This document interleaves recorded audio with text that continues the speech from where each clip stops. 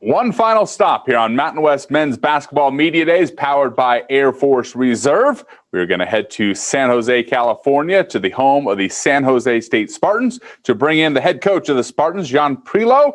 John, I appreciate you making some time for us. How's life in Northern California right now? Life's good right now. We're working out. Our school has done an unbelievable job of staying on top of what's going on with our county protocols and things of that nature. So the people here at San Jose, Marie Tewitt, President Papazzi, and all of the upper cabinet and people that are making all the decisions have really helped us out in getting prepared for our season. Well, that's great to hear. If you have a question for Coach, you can go ahead and raise your hand. You can enter the queue, and we'll get you called upon. Coach, you returned 3 starters from the team that won 7 games a year ago, including a big one against New Mexico, one of those benchmark wins where you start saying we're moving in the right direction. In your 4th season, what excites you the most about this year's club? What excites me the most is that I think we have a lot of depth. We have 6 new players that have come in this year. 5 of them are freshmen, 1 junior college player, and we have quality veterans, which you just referenced. Seneca Knight obviously leading the charge on that. Richard Washington and Amari Moore, those guys logged in a lot of minutes last year. So I think our depth is the key to our success this year. Appreciate that. Our first question for you comes from the Albuquerque Journal and Jeff Grammer. Hey, Coach, how you doing? Great. How's it going? It's good. I know we're close to basketball again, which a lot of us could use. Some closer than others, though. New Mexico's facing some governor kind of challenges right now. You guys had some county challenges to just get on the court and practice this offseason. Can you help me kind of just run down what sort of some of those county issues that you guys faced were to play and with the COVID restrictions and stuff like that were jurisdictional issues where the county kind of had some restrictions, didn't they, in the offseason? Well, yes. Just like everyone else around the country, our school has done an unbelievable job. We had a thought that maybe it would be an issue, and the higher ups came together with a donor that wanted to help out with our basketball program, and we were able to construct an outdoor court outside that really helped us. We were able to get out and play outside, go 5-on-0, do some social distancing things that were within the protocols of what we could do within our county. I think that helped us out a lot. And then, from that point on, we've been working with our county to try and figure out how we could get back inside. And we had to make sure we wrote up certain protocols that we needed to abide by. And we were able to do that. And now we're in a situation where we can get in the gym, and we're working hard, and hopefully we can continue with our work. As not a follow-up because it's unrelated, this is actual basketball question here. You talk about your team's depth, and obviously better than I and better than all of us that it's going to take a lot more than 1 or 2 players to get to the next level and to progress. And you mentioned your depth, but Seneca's a pretty special talent, it seems like. And I'm curious what talks you have with him about what's expected of him, not to do too much as a guy who has shown glimpses of being pretty special, and try and carry the team himself, and kind of how you don't want to limit that too. So what's the balance for a guy like Seneca to use the team's depth and also use his own talents to help you guys get to the next level? Well, I think it's just to continue to do what he was doing last year, but to be more efficient in his shooting and his scoring. The guys on the team know that the strength of the team is our team. But obviously, him and Rich did a really good job for scoring for us last year. Amari Moore shot 50% last year as a freshman, which I've never had a player do that. So, Seneca's going to do what he has to do to push our team forward, and we're looking for him to do that. But again, like you said, it's not just one person, because one person's not going to be able to do all of this and put it on their shoulders. So it's going to really come down to our depth and the rest of our team to be able to play, be accountable, and try and stick to what we're trying to do as a team. And I think if we do that, then I think we'll be fine. Thank you, Jeff. Next question for you, Coach, comes from Jara Gojolo from The Spear. Unmute your mic, please. Hey, Coach, you mentioned that you brought in 6 new faces this season. How are they adjusting to the team, considering the difficulties placed on everybody this season? I think you just asked me, how are the 6 new guys adjusting? Is that what okay. Yes. I think they're adjusting. I mean, it takes time to get accustomed to Division I basketball. So we have 1 junior college player. We have 5 freshmen. All of the freshmen are working extremely hard right now. And they're doing their part right now. You know, freshman year is tough. You know, it's tough on everyone. And I think all the upperclassmen out there can always look back to their freshman year. And, you know, obviously there's a big learning curve from high school to Division I basketball. So those guys are working really hard. We have guys that are playing really well right now. We're trying to have some type of consistency. And if we can do that, then we can all move forward in the same direction. And as a follow-up, 4 of the 5 freshmen are taller than 6'7". How much of a factor was size to the recruiting process of 2020? I mean, size is always a factor just because of our league and the league that we play in. I think it's a high major league. And, you know, if you step out on the floor against anyone in our conference, you're going to have a 6'10" or 6'9" center, maybe even a 7-foot center. Your wings are probably going to be 6'6" to 6'5". So it's a tall league. And yes, height came into our recruiting when we wanted to look ahead and what we needed to try and progress in this league. Yes, there are 4 freshmen, 5 freshmen involved in that, but they do have height and they do have athleticism. And again, whether you're a freshman, whether you're a new junior college player, you still have to get accustomed to the pace of the game and then how we want to play and the pace that we want to play at. So everyone's going through that right now. Next question, Coach, comes from the San Diego Union Tribune and Mark Ziegler. Could you just talk a little bit more about this outdoor court you built? Where was it? What does it look like? You know, how nice it is? Talk about it. Yes. I mean, it's on South Campus. It's over by our tennis courts. I think I put it on Twitter. Our basketball page has, I think, a picture of it on Twitter. I think we did that a long time ago, but it worked out the right way. The pavement just happened to be there. And again, we had a donor that was able to raise some money for us. And it really helped out men's and women's basketball to be able to be outside and be able to do something. And again, be in a situation where our protocols were in order and with respect to the county. So it just happened to work out that way. And I'm fortunate, and our players are fortunate that it was able to happen.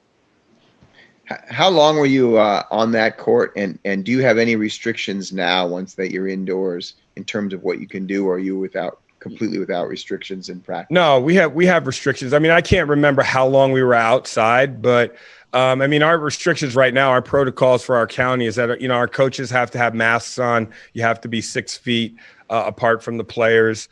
The players, if they're in their own household, which would mean all of our players live together or are together, they're not living with separate people, they're able to basically work out and get workouts in and practice in. And that's basically the gist of what we can do right now. Thank you, Mark. Next up, John Teatle with Hoops HD. Good morning, Coach. Can you hear me? Yes, I can. So it's obvious anybody who can come very close to beating San Diego State on the road, as you almost did last December, knows how to coach. But the fact is that you've only won 5 conference games in the past 3 years. So my question, are you feeling any internal or external pressure to have a good or great or average or whatever season this year? No, I don't have internal or external pressure. It's impossible to have pressure when you've played as long as I have and you've coached for over 20 years.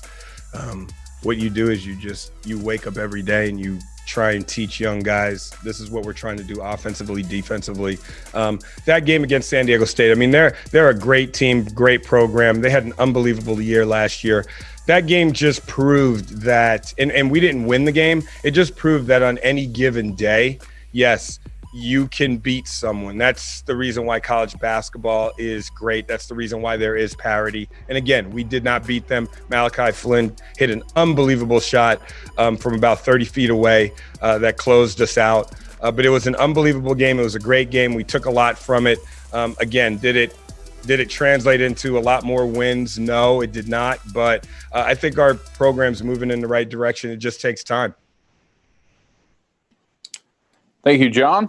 Next question from Shiri Marwaha, the Spartan Daily.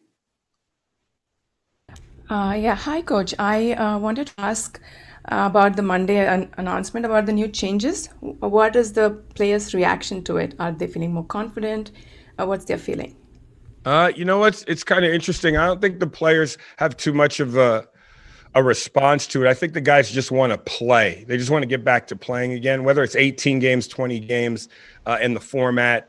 I don't think they're really into that. I think they just want to have a season or some type of a season. And I think all of the players all over the country just want to try and have some type of a season. So however many games is it going to be, we don't know. But I think everyone around the country in college basketball and college athletics is trying to figure out how to deal with the pandemic, COVID-19, and how to move forward to try and get as many games as we possibly can in. Okay, thank you.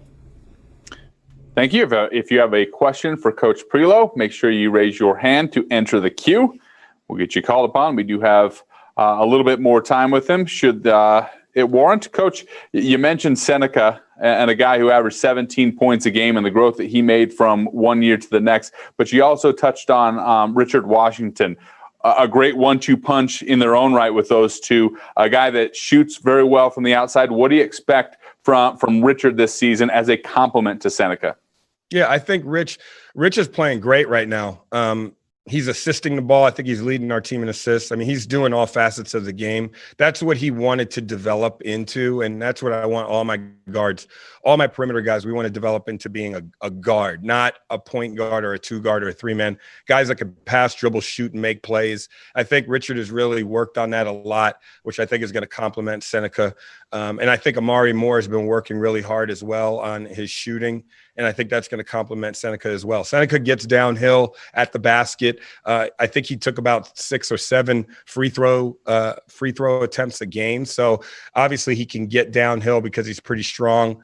But with that, obviously defenses now hopefully won't be able to collapse on him. Then he can pitch the ball out. And like you said, Richard Washington is a great addition to and a compliment to Seneca. And I think Amari Moore is stepping into that realm as well. I think we have other guys that are stepping into that realm as well. So again, I think it comes down to our depth, and I think we're going to be ready to go once the season starts.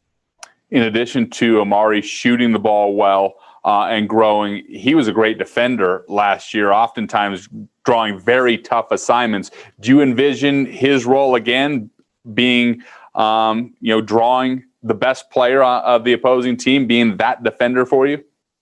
Well, yeah, I mean, we try not to stick one guy on a particular player because, again, the coaches are really smart in our league. So they're going to screen probably guard on guard. And if it's a situation like that, we're probably going to switch. So we have to make sure that all of our perimeter guys are ready to guard the ball and guard whoever they're going to play against, and especially if you're in transition. So I can't necessarily say that Amari's going to be on the best player or the best offensive player that particular day. It's really a challenge to basically all of our perimeter players to be able to defend and make the other player take a tough shot and then box out and hopefully rebound the ball. We've got a fun core group of players to continue to grow. We appreciate the time. Oh, I'm told we have one more question from you from the Albuquerque Journal's Jeff Grammer. Jeff? Hey, Coach, I do got one more quick one. A year ago, I asked you if there was sort of one stat that we could look at or just sort of one real specific aspect of the game that you wanted to kind of flip from the previous year. And I'm looking – you said it was turnovers. I hope I said turnovers. Yeah, you did. It was turnover. Yeah. And I'm looking right now just at KenPom, just the basic KenPom numbers, and you went from turnover percentage from 326 2 years ago to 154th last year. Is there one – first of all, like, how did that happen? How did you focus on one stat and one aspect of the game? But also, is there another stat this year that if you could flip one number from last year to next, what would it be? Well, to answer the turnover issue, we ran a different system. it was more 4 out, 1 in. So there wasn't a lot of passing, moving involved in it. It was kind of just coming off ball screens and making like one read. So when that happens, you're probably not going to have a lot of complexity in the decision-making that's made. Our team right now, while we're practicing, we're actually taking care of the ball more, and we're running a different system. We're running like 3 out, 2 in, more of what we did 2 and 3 years ago. So I'm pretty pleased about that. I would say the one stat that hopefully we can maybe bring down even more are probably the threes attempted. I think we can cut that number down even more. And I think if we do that and we take care of the ball, I think we'll have a better chance of winning games. I thought we were in a lot more games last year than we've ever been. And I think one of the other reporters talked about our win total, but I thought we were in more positions to win this year than we ever have been since I've been here. And you are hopefully hopefully it'll continue and get better. And when you say threes attempted, you mean for offensively, not shutting down opponents, threes attempted. Right. I'm talking about, yes, threes attempted by the opponent, trying to cut that number, get it lower. Gotcha. Get it lower. Thanks, Coach. All right. Well, thank you, Jeff. And thank you, Coach Prioleau, for your time here today. Good luck to the Spartans. We know you guys are on to some exciting things and look forward to seeing it transpire out on the court. Okay. Thanks, guys. You bet. That's John Prioleau, the head coach of the Spartans. We now will be awaiting Seneca Knight, who is a junior leader for the San Jose State Spartans, kid from Lafayette, Louisiana. Made his way all the way to San Jose to really transform himself into a great player for the Spartans. He's a guy that averaged 17 points a game a year ago and became a very, very big leader in the building process of the San Jose State Spartans. We now head back to San Jose to bring in Seneca Knight, the junior guard from Lafayette, Louisiana. Seneca, you made a tremendous jump from year to year and ended up averaging 17 points a game last year. Where have you gotten even better and grown even more here for this season? For this season, it was just focusing on, the little things to pick up on last season, also to help improve my efficiency. So just like making the right plays, making the right reads, going downhills, finding the open man, and, just any little thing that and improving on my defense. If you have a question for Seneca Knight, you can go ahead and enter our queue. We will get you queued up and called upon to ask your questions. Being a leader and the top returner, a lot then gets put on you as a leader in production, and then a leader in just making sure guys are doing the right thing, in the right position. How much more is put on you here this year as a junior? Stepping into the leadership role is definitely a new experience for me, and it's different for me. So I've been trying to, work on that. But my teammates do a really good job of also like holding me accountable and then holding them accountable. So it's kind of just spreading amongst the team of the leadership. Our first question from the media for you is from Jara Gojolo from The Spear. Good, Seneca. How you doing? How you doing? At the end of last season, you said particularly you wanted to improve strength, IQ, handle a jump shot. Have you had to get creative in doing so, given the fact that many of normal training avenues were unavailable for a long period of time? Yes, it was definitely a different type of experience this year, with Corona and everything. So, but ball handling, strength, I feel like those are things you could go outside and do. So going outside, working on my ball handling, going to the park, strength, just doing push-ups. We had a goal up back home when I was in Lafayette, so doing pull-ups on the rim. We got some dumbbells, and you just try to find things that help you get better. And if it's a will, it's a way. And last year, it's a little unrelated, but last year there were 2 freshmen. This year there's 5. How have you guys been meshing together and building chemistry so far? Everything been going smoothly this year with 5 new freshmen. They coming in, they eager to play, competitive, and that's really all we can ask for, and that's all we really want coming in from freshmen. So they just coming in, work hard every day. They listen to, instructions and stuff from the older guys, from the coaches. So they've been gelling really well with the team. Next question comes from Mark Ziegler of the San Diego Union Tribune. Just take us through your thoughts on that game in Viejas Arena last year against San Diego State. And you didn't get them back at home. How badly do you want to play them? I'm looking forward to playing every team this year. But San Diego State game, it was definitely an exciting game. It definitely showed that we can compete with the best of them. And it was a big learning experience from me, myself, and the rest of the team. But I'm eager to play every team, not just one team. Do you still see that shot by Malachi Flynn running through your head? I think about it every day when I wake up to go to the gym. So it was a tough shot on his part. So, but yeah, I think about it every day. So it just gives me something extra to work towards and work for. Thank you, Mark. Next stop, Albuquerque, New Mexico, and the Albuquerque Journal with Jeff Grammer. Seneca, what's going on, man? What's up? How you doing? I'm good. You drew fouls at a really high rate last year, and as your coach was talking about, cutting down on turnovers. Sometimes a guy who's playing downhill and attacking a little bit and creating contact doesn't do as well with turnovers. The balance there is a tricky one sometimes. How do you continue to draw fouls at such a high rate and still, not turn that ball over when getting out of control attacking? Just, working on the decision making. So know when you drive down here, like what times you should pass and what times, you can attack and get contact for the foul and everything. When I look at the defender in front of me, I just think about going past him. So I don't really look at that defender. So I look at the next one. So just reading how the next defender react and whether I should pass the ball or see if I could finish through it. As unrelated to that, but the outdoor court situation is a unique one. Everybody had to figure out different ways to get some basketball in this offseason because of everything going on. You guys were able to play and practice a little bit outside. That experience, you have any memories from that about that stand out to you? I mean, it was a pretty unique thing. Not a lot of college teams doing that. Right. It was a dope experience. I loved it. We have a beautiful court, a beautiful background scenery and everything. And just waking up, going over there to shoot. I mean, with basketball, being a basketball player, you're just trying to play basketball wherever it's at, whether it's inside, outside.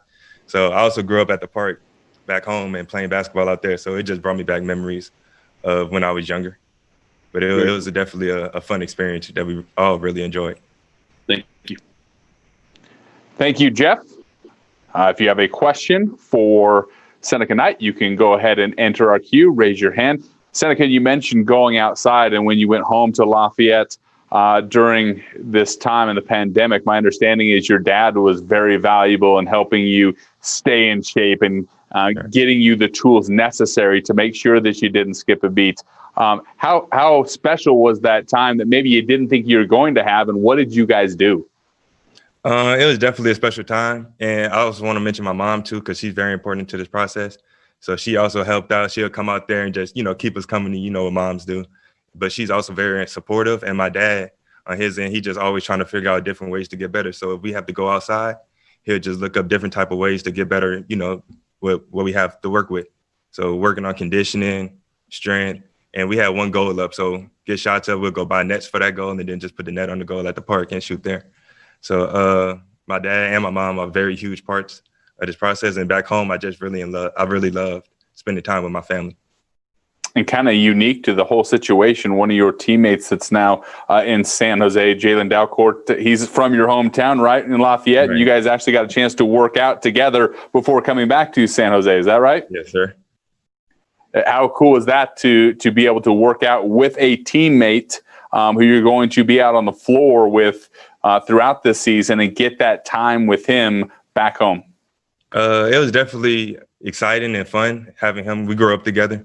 So me and him, he came over, stayed by my house, and just working out every single day. He stayed for about a month and a half, working out, just building that chemistry and just holding each other accountable. We also both very competitive, even when we're playing against each other. So just making sure the other one gets better and I also try from my perspective to give him some advice on the D1 level and what to look for. Well, we look forward to seeing you all back out on the court once again in San Jose and building on what you guys did a year ago, a 7-win season. No doubt you guys are trending upwards. We appreciate your time and good luck getting ready for the season, and good luck once we ultimately tip things off in San Jose. Yes, sir. Thank you. I really appreciate it.